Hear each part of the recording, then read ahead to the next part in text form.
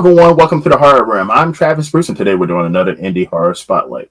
Today I have with us, he's an actor, and he is the male lead in the new movie, The SABILLA 6, directed by Shannon Atkins. I have with us Jeff Katowski. Jeff Kotowitz. Oh my goodness, Jeff So Kotowitz. good. I had in my head, it didn't. Anyway, Jeff Kotowitz. Jeff, welcome to the Horror Room. My pleasure. It's a pleasure to have you on, man. So tell us. Glad to be here. Yes, and tell us a little bit about the SABILLA 6 and your role. My role, I play Charlie, a farmer. I come from a small fictional town. I guess it's where, small towns, everybody knows everybody else's business. And in a nutshell, the movie is basically about the dangers of online dating. And it's a wonderful story written by Todd Martin. It's pretty crazy. The actors and actresses I've worked with, they're absolutely amazing. Directed by Shannon Atkins, and cannot wait for this to get wrapped up because everyone's waiting to see it. Yeah, and I'm looking forward to it too. I mean, I'm good friends. Well, we're good friends on the show with Shannon. I've had her on to talk about as well as Todd, as well as Amanda Macon, who's also has a part in the movie. I mean, Shonda Rawlings, everybody's in the movie. Yes. Yeah. Oh, the list is this long of amazing people. Absolutely highly talented.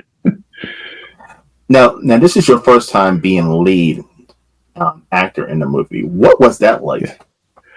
It was an absolute shock. Shannon contacted me. I was actually playing volleyball with some friends at a park, and she sent me a message, hey, got this new movie and I'd like you to be the lead. I had to read it about 4 or 5 times. I was just in shock, and then I contacted her and we were talking about it, and when I called her, we probably spent about 4 hours on the phone just talking about everything. And I was asking her, I said, are you sure? Because I know a lot of people would jump at the lead. Yeah. But I was thinking, are you sure you want me? Because I only had some smaller, quicker supporting roles or background. And she said, this role's perfect for you. As I read the script, I was like, wow. So I guess she knew me pretty well. And that was just amazing. That was probably, I think, September of last year. And I'm still in awe about it. Just so fortunate. Now, what about the script definitely got you excited and made you be like, you know what? Yes, I want to sign on for this project. Well, basically, when Shannon said that this role was perfect for me, because she was going through all the castings, and she said the only one she could think of for this role was me, which is an absolute honor. Because she's doing so well with everything, and she's an amazing actress, and it's her directorial debut. But as I was reading it, I could relate to his character in so many levels. And I even told her, said, have you been spying on me last few years?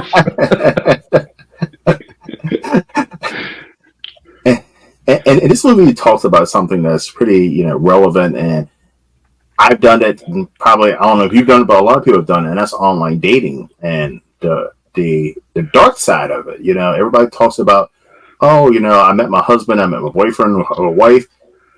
People only talk about the good things, but a lot of people leave out the bad stories. Oh, that's right. I've heard some bad stories. I've had some. A couple lady friends of mine tried that, and then a lot of times they lie in their profile, or they're just total creeps. Occasionally they'll find a good one, but all in all, it's just I think it's really dangerous, especially for women. The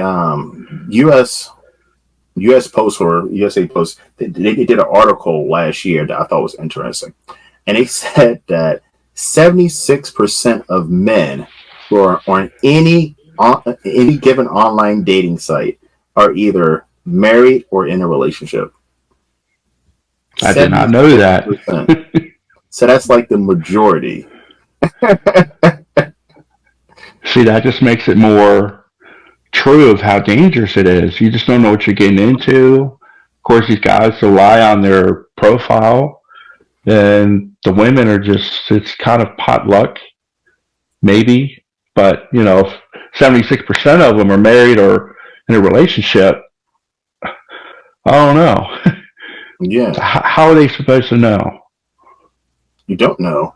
You don't know. I Mm-mm. mean, and like so, I live in Maryland, right? And I think you live in the DMV area because I see that you're close by, Yeah, I'm and in like Maryland as well. you're Maryland as well. Here's another stat: women outnumber men in the DMV 10 to 1. So there's 10 women to every one man. And in Wow. Maryland, so like, yeah, when you go on an online dating site, you're definitely probably scary part is about it, you're probably in a relationship with multiple women with the same man. I've And heard stories like that. yeah, It's you think would have a good chance, a 10-to-1 ratio, but then, the 76% stat that you said, it's worse than a gamble. I mean, you're almost playing Russian roulette with your life. hmm yeah. So I I think admit, I tried. I went to a couple dating apps, and, I know some lady friends of mine said they try. It's like, don't even try. Best thing to do is just go out and meet people face to face or through through your friends, and that's about it. it's. I mean, I've definitely done it over the years, and it's. I would say it's worse. People say bars are the worst place to meet people. No, no, no, no. Online dating Mm-mm. site are one Dating percent. sites, they're terrible.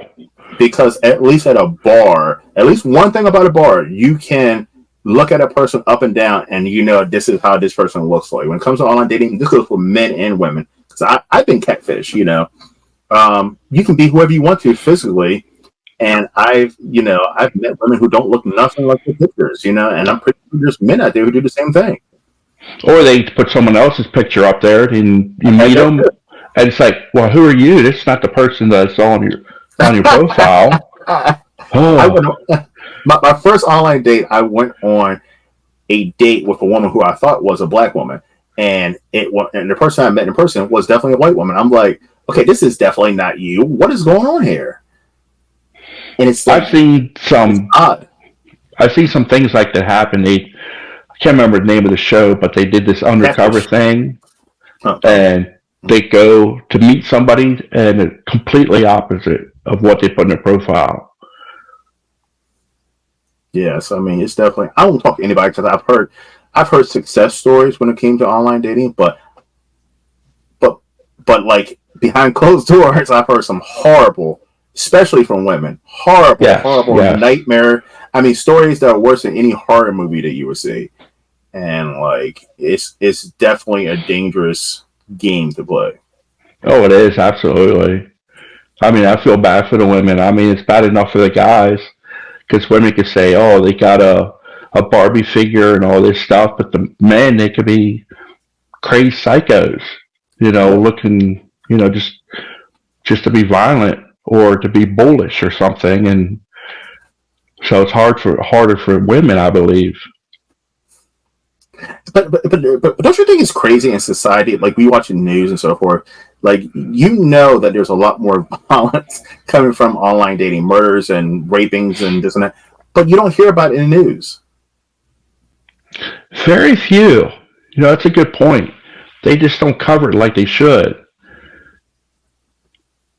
They'll have they'll cover things like an ex-boyfriend goes over to a girlfriend's house and does terrible things, but like you said, as far as the online dating apps, you just don't hear about the violence that comes from it.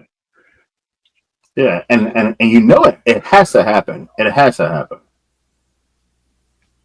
Yeah, I mean, there has to be more awareness to protect people. I agree. Now, okay, so this is your first lead role. Yes. What were some? I mean, you've done. extra work. You've done background characters. So, what was the struggle for you? What was something that like was the biggest struggle from you from going from having limited lines to now you're the focal point or one of the focal points? Probably the hardest thing is remembering lines. To be For me honest, too. Yeah. yeah, yeah, okay. Because to go from 3, 4 lines to a movie, I mean, it's so much. Even though we're shooting in segments, but it's a lot. And then on top of that, you have to act and interact, and the list goes on and on. I think the first movie I had any lines was Anna Key, which Okay. was directed by Amanda Megan. Yes. Had 2 lines with the main character early in the movie, so that was cool. But I have to admit, I was shaking, Hmm. but it worked out well. And then start getting a little bit more here and there. Um, then I had Dave Kerr with the Slasher Nurse. We shot that down in Richmond. I had about 2.5 pages of dialogue, but it all had to be in one take. Wow. So that was a lot of work. But everyone I've worked with on every project's fantastic, and Yeah. I've worked with multiple people like I said, Shonda and um, Amanda, and actually, my very first movie was Zero, directed by Wesley Spangler. Played 2 different zombies. I had a voiceover, played a victim, so I just got hooked.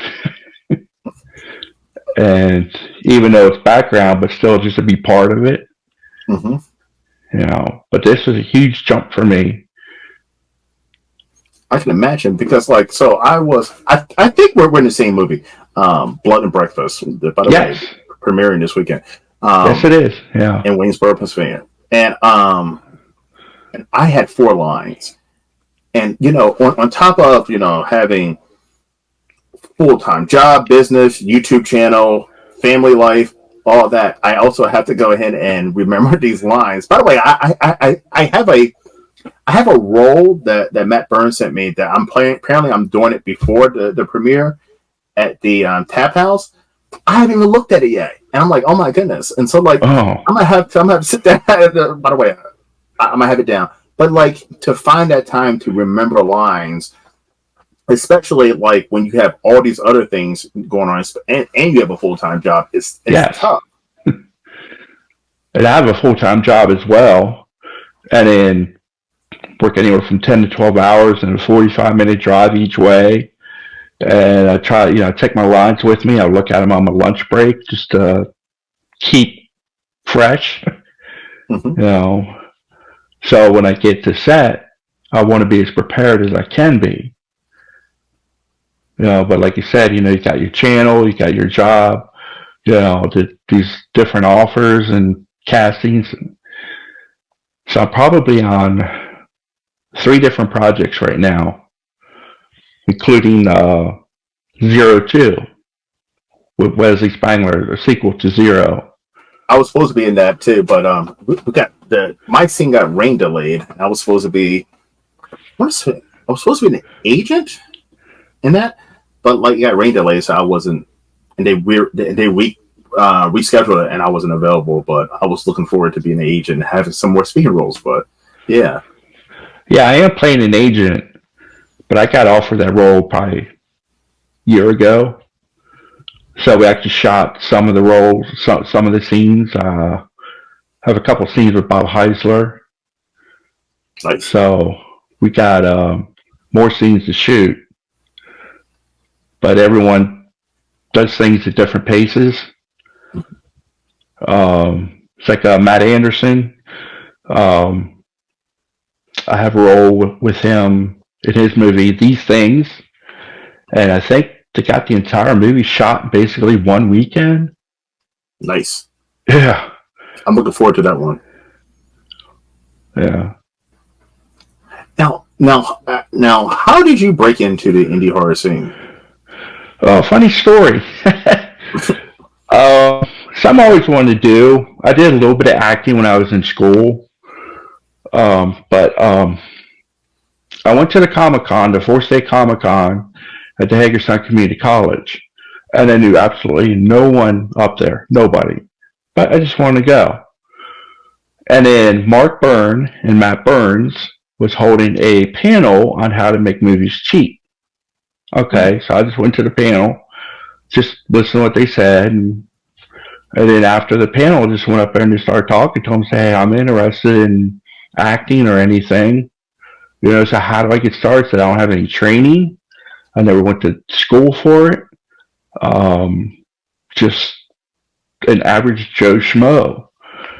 And Mark said that Matt knew someone that was filming a zombie movie.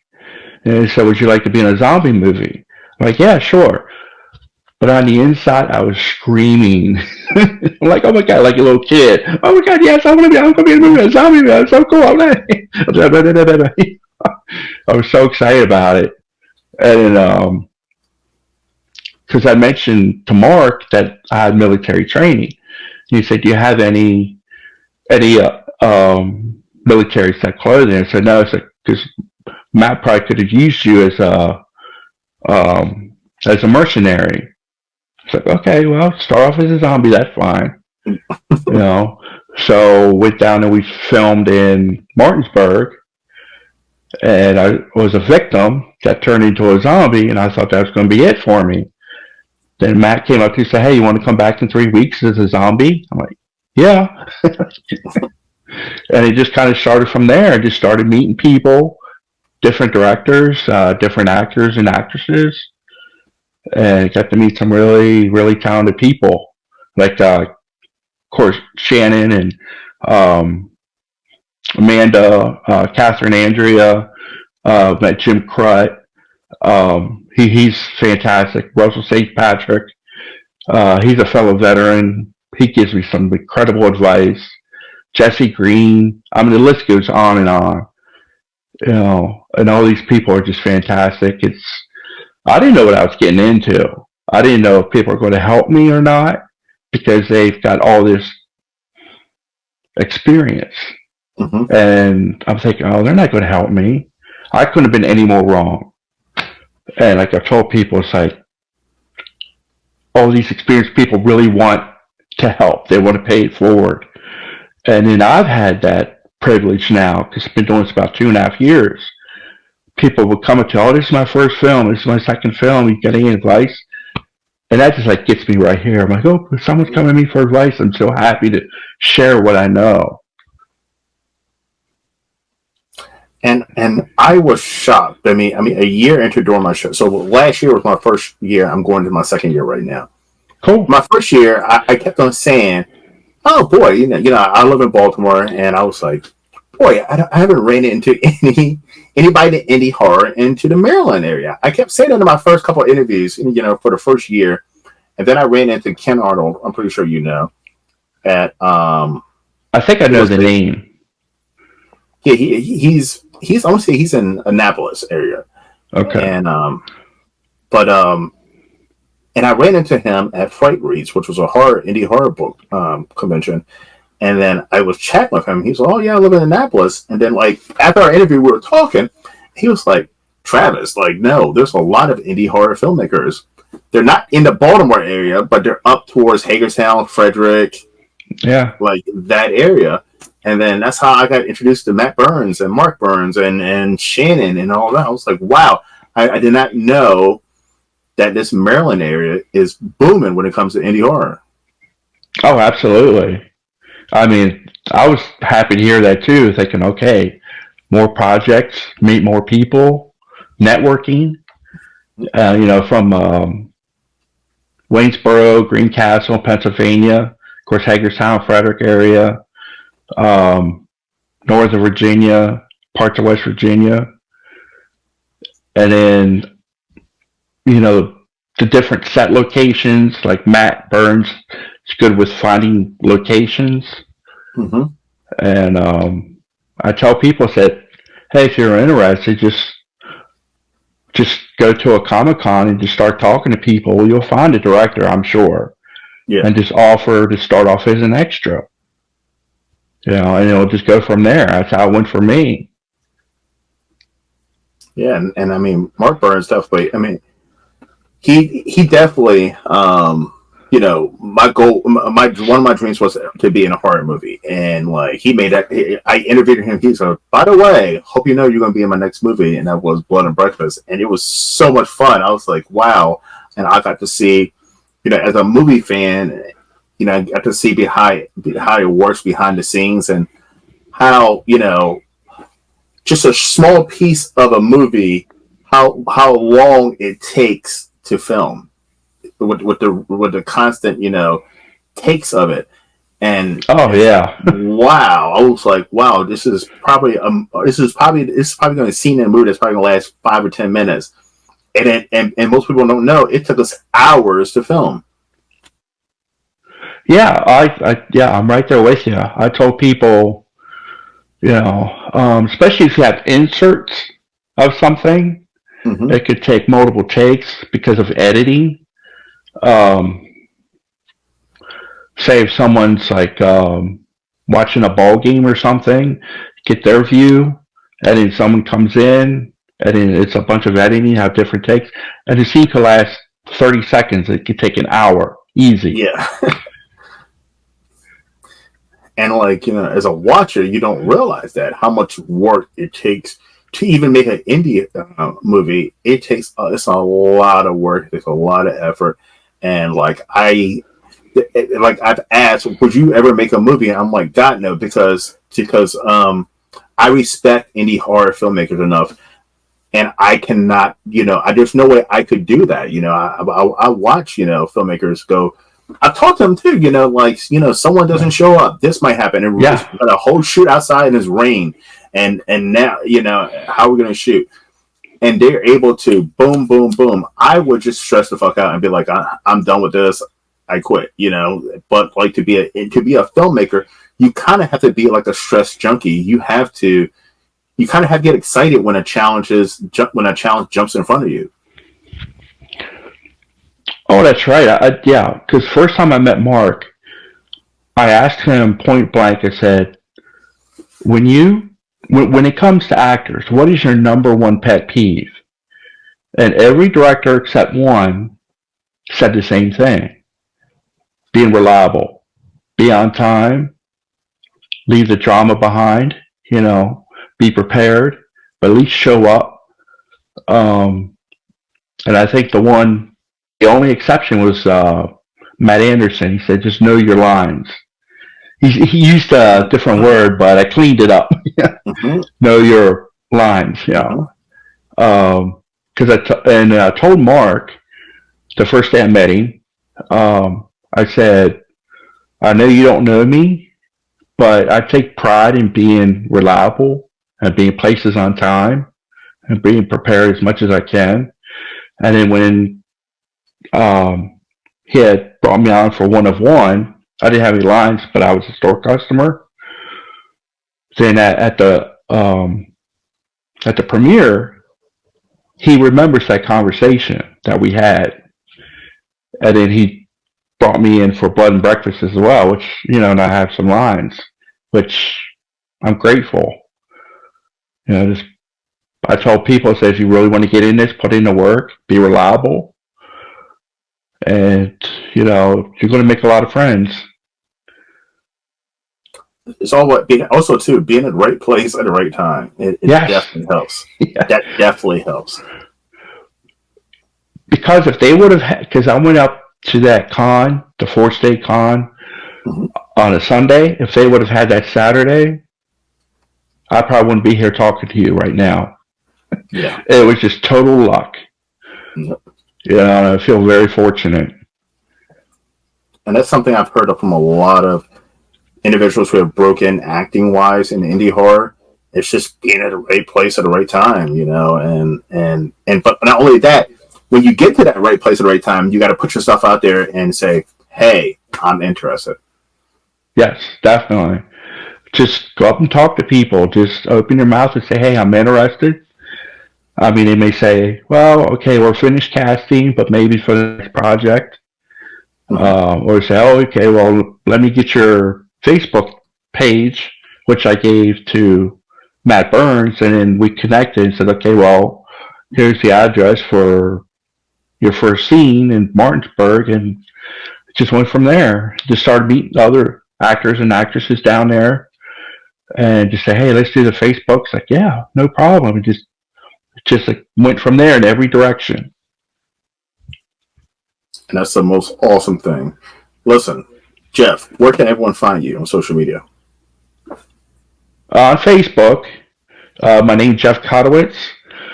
I have two pages, but the one got hacked. So if you see me holding a fish, that's the hacked one. That's no good. I'm in a suit and tie, so that's my main page, my only page. So yes, listen, look out for Jeff and the SABILLA 6, and also look out for Jeff and I both and Blood and Breakfast coming out soon. All Yeah, right, I'm looking everyone. forward to that. I'm looking for that one too. Are you going to be at Wingsboro for it? Yes. I will Yeah, be that's there. this Sunday.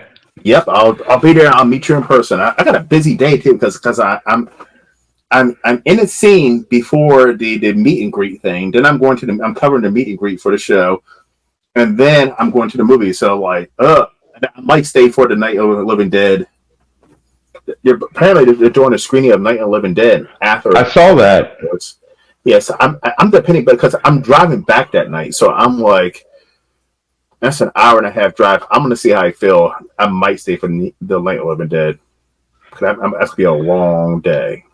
How long of a drive do you have? I think it's an hour and a half to 2 hour drive.